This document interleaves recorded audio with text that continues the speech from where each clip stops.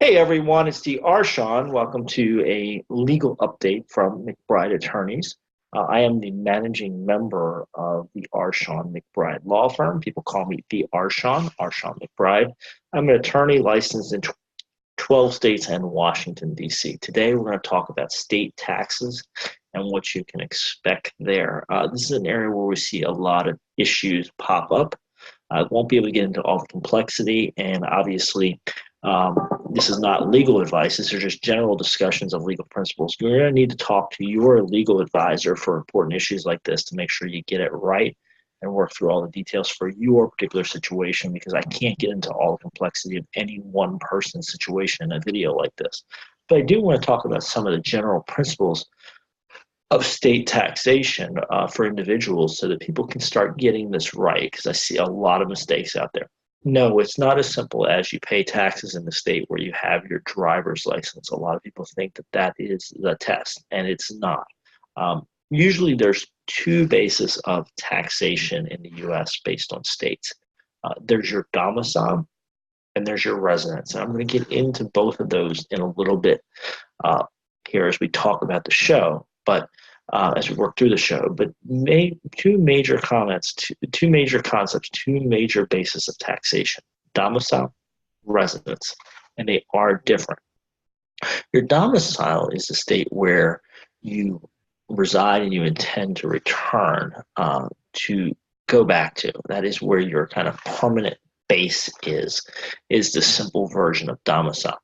What we'll see with international residents is if they have a domicile and then they go to another country outside the U.S., well, they'll still be paying their U.S. taxes, but they'll also be paying state taxes to the state in which they're domiciled in. So you can only have one domicile, at least theoretically. States can disagree on some of this stuff, and you may have one state determine your domicile in that state, another state determine that you're domiciled there. But theoretically, you should only have one domicile, one state where you permanently return to. This is your home base, so to speak. The second concept, and a lot of people get this wrong, is your residence. And now you can have multiple residences. You can actually be a resident in more than one state. And a lot of people are very mistaken about this. You can be taxed as a resident in two states because each state has their own residency test. And a lot of times it's based on the number of days you're present in the state, perhaps owning real estate in that state, and conducting business in that state. So a variety of tests, and we'll get a little bit into them today, will determine where you reside. But residency is usually a very statutory formula. It is, did you spend 183 days in the state? Did you maintain a residence in the state? Were you in the state for business a certain number of days? Presence, all these types of tests, very, very formulaic. Were you here? What did you do while you were here? Amount of presence, owning property in a state. That stuff will make you a resident. So you could be a resident in more than one state because you might pass that test. If you're going back and forth between states, you might qualify as a resident in more than one state, which means you have to file taxes in every state which you're resident in. Theoretically, you should only be domiciled in one state. That's the state where you intend to come back to. They have a base and a hook for continuing to tax you because you intend to go back there. How do they determine where you're domiciled? Well, domicile is really based on your intent. It's where do you want to spend your time, where do you want to be. Here's what's tricky about domicile is it's based on your intent, what's in your head, where do you think you're going to go back to, where do you want to live.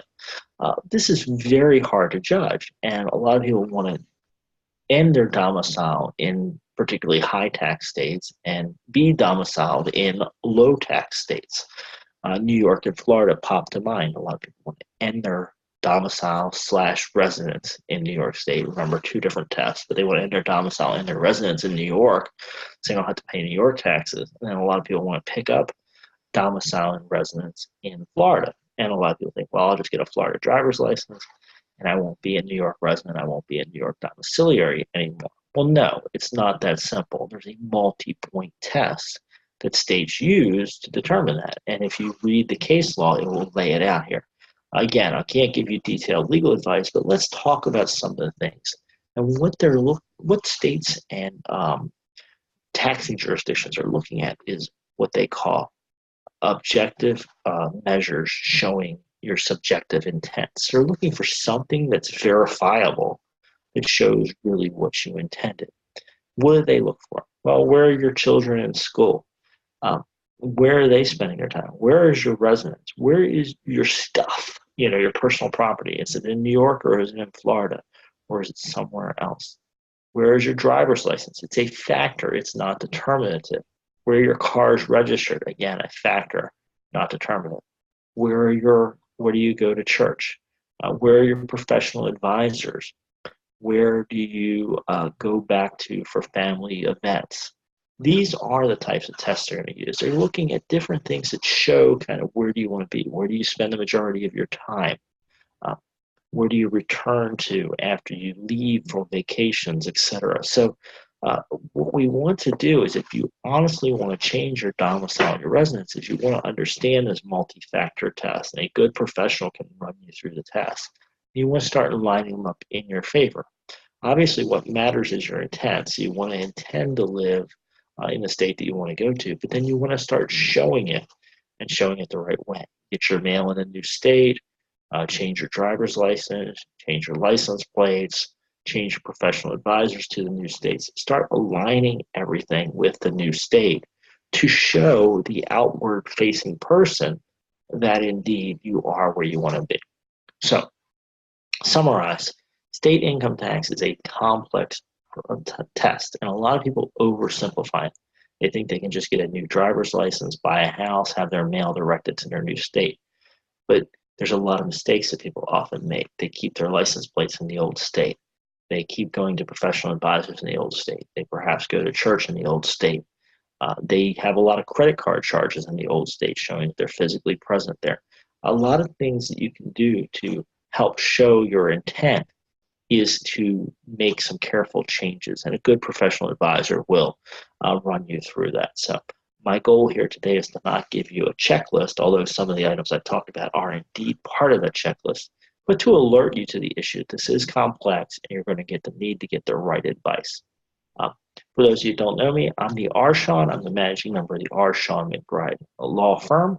We are a general service law firm on the business side. We work with people anything related to ownership and control of business. So that's mergers, capital raises, partnership agreements, contract negotiations. You can check out all of that and our additional resources at McBrideAttorneys.com. We have articles there. Obviously, these videos are available on our YouTube channel.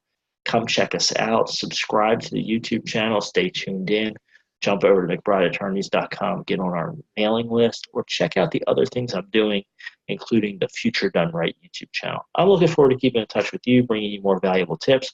I will be reading your comments and looking for the items you need, so feel free to reach out. Tell me what issues you're seeing, and if I hear enough people talking about the issue that you're curious about, I may just do a video for you to help get you pointed in the right direction. All right, folks, it's the Shawn signing off. Pat yourself on the back for doing the hard work to advance your future, and I'll see you again very soon.